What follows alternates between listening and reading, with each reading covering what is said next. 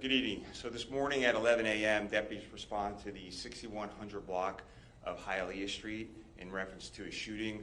Once there, they found a woman who was in her 20s who was shot and succumbed to her injuries.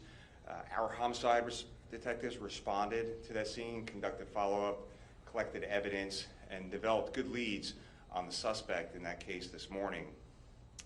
At 4:05, we received 911 calls about another shooting at that location and a shooting nearby. On Hialeah Street, deputies located two men who had been shot in or near a vehicle. They are a News 13 reporter and photographer who were on the scene to cover the homicide from this morning. On Harrington Street, a woman and her 9-year-old girl were also shot inside of a home. It is unclear why the suspect entered that home. The victims were transported to nearby hospitals, and tragically, one of the News 13 employees has passed. So we have detained the person believed to be responsible for the murder this morning, as well as the shootings this afternoon. He is 19-year-old Keith Melvin Moses. He is being formally charged in the murder from this morning, and we expect additional charges for the shootings of the 4 people this afternoon. At 19, he has a lengthy criminal history to include gun charges, aggravated battery and assault with a deadly weapon, burglary, and grand theft charges. So I want to acknowledge what a horrible day this has been for our community and our media partners.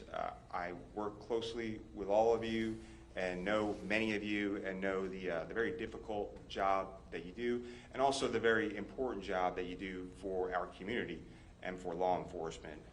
No one in our community, not a mother, not a 9-year-old, certainly not news professionals, should become the victim of gun violence in our community. So at this time, I'm happy to take questions from you. Sheriff, did he see the news crew in that area? Was he returning to the scene, saw them there and fired? What does he say? So the suspect is not saying much right now. It is unclear if he knew they were news media or not. We're still trying to work all of that out. That vehicle was almost exactly in the same spot as the vehicle was from the homicide this morning. So it's unclear why exactly they were targeted, and certainly we're going to look into that, and we will definitely let you know. How's the child doing? So still in critical condition, and we'll notify you of the outcome soon. Do we know if the shootings were connected? So so the shooting this morning, the 2 shootings of the 2 news reporters, and the shooting of the mother and the 9-year-old child are all connected. The same suspect, Mr. Moses, is responsible for all those shootings. He's been charged, formally charged in the murder this morning, and we expect charges soon on all of the other victims. Do you know if he was targeting them because they were a news crew? He saw them going on TV, talking about a crime he's being accused of. Was this news crew targeted? It's hard to know if he was targeting this news crew. Again, that'll be all part of our investigation. I was out there at the scene. The vehicle doesn't really look like a news vehicle to me. But then again, there was a photographer there, so that's possible. But that's all part of our investigation. He was an acquaintance of the woman this morning, but as far as we know, had no connection to the reporters and no connection to the mother and a 9-year-old, and we're unknown. We don't know why he entered that home. How many shots were fired into the vehicle? I don't have the information on how many shots were fired at this time. Does it speak to a larger picture of media and safety and violence towards media within the last few years? You as the sheriff, do you find that extra concerning, even investigating the possibility? So in this area, we have not had any violence against our media partners, but certainly we have seen that around the nation and around the world. So that's something we're definitely going to be taking a look at and see if we can put the pieces together and see why this happened. Are there any indications that perhaps the suspect thought he may have been targeting law enforcement? I know sometimes our vehicles look very similar, especially if they're unmarked Fords. Any indications of that? So again, the vehicle didn't look like a typical news vehicle with a lot of markings on it. It's possible that he could have mistaken them for law enforcement. I just don't know at this time. Like I said, there was a photographer there, and both were in or near the vehicle. So you really don't know what was in the mind of this suspect. And hopefully at some point he'll talk to us about what his motives were. But regardless, he's eventually going to be charged with the murder this morning and then the 4 shootings this afternoon. Definitely murder on the news reporter. Sheriff, what is the condition of the young girl? Right, on that? What's the condition of the woman and the young girl? So right now, critical condition and at the hospital. When this happened, was there any agent from Orange County investigating the prior murder? No, so we had cleared the scene. The prior homicide happened at 11 o'clock in the morning. It happened in a vehicle. That vehicle was towed for processing. Detectives had already done their canvass of the neighborhood and had cleared the scene, and were out actually following leads on this suspect, Moses, because they quickly developed him as a suspect in this case. Sheriff, did you know that he was the suspect you were looking for the earlier murder before he returned to that area? Yeah, that's unclear at this time. He was detained and arrested near that area right after the 2 shootings. A very good description was given out. Deputies located him in the exact same clothes that he was wearing during the shootings. And once they did detain him, homicide detectives who were familiar with him from the previous case said, yeah, that's our same guy from the earlier homicide. Sheriff, do you know how long Moses has lived in this area at 19? Seems like he's been up to a lot. Yeah, I do not know how long the suspect has lived in this area.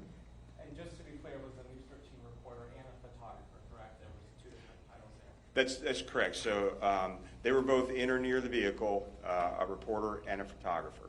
And unfortunately, one has passed. What is the condition of the other person reported to? So the mother is in, critical condition.